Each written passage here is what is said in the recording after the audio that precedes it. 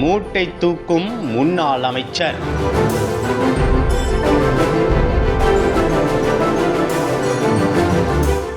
திடீரென என்ன நடந்தது அவருக்கு?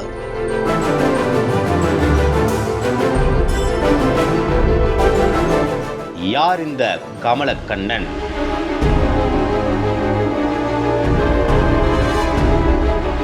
கலங்கும் புதுவை வாக்காளர்கள்.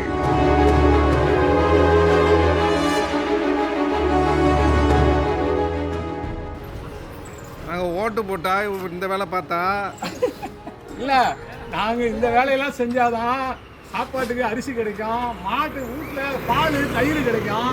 அவரு காய்கறி பழம் வைக்க முடியுமா? முழு வீடியோவை காண கீழே உள்ள லிங்கை கிளிக் செய்யுங்கள்.